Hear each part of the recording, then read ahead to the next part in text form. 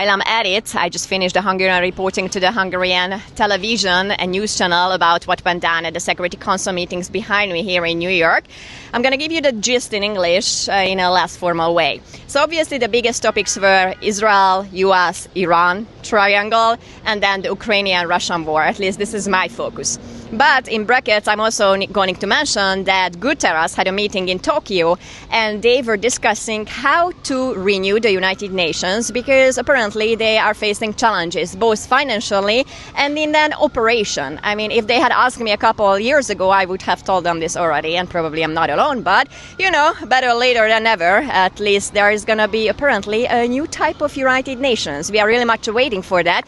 Because right now what's happening is, again, all talks and no actual business. The business is still in the hands of the actual sovereign countries like the US, Israel, or the other Arab states around Iran. And in the case of Ukrainian-Russian war, it's primarily still Ukraine and Russia and so many other states who are kind of being pushed into this war. So regarding Iran, Guterres again just said that we need to go to negotiations, we need to have a peaceful closing to this. As if Guterres would not know that there is an Iranian regime, which is pretty much a quasi-terrorist organization leading a nation. Never mind, good luck discussing peace terms with them. But we all know that basically Trump is putting a pressure on the Iranian regime.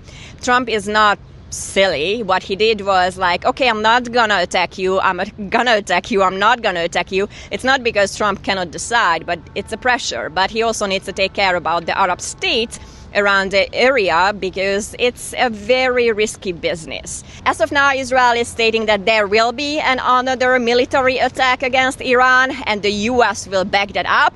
We will see how it all plays out, but obviously Guterres is all about talk.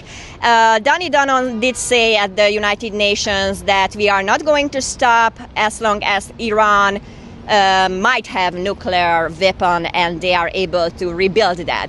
Iran did say that they would need like 20 years to rebuild now the infrastructure around the nuclear weapons. But as J.D. Vance said the other day, the U.S. is not negotiating for the next 10 years terms. They also want this to be the fact even after Trump is long gone. So therefore, they want a total annihilation of Iran's nuclear weapons. And as far as the Russian-Ukrainian war is concerned, what happened again, Guterres did say the same thing, that we need a ceasefire without any kind of conditions. I'm translating from Hungarian my own quotes. And they did say that since the beginning of the war, 2025 saw the greatest number of casualties. And that obviously is tragic, it's needless to say. The Russian ambassador to the United Nations is a hard one, and he did say that the NATO is not going to protect Lithuania in case Lithuania is going to start sending drones over to Russia to protect Ukraine. That's one thing. The other thing, he did mention that the biggest obstacles to the peace negotiations is actually the European Union and its leadership. Surprise, surprise. In brackets, I need to mention that Angela Merkel the other day said that we would need more diplomatic relationship with Russia.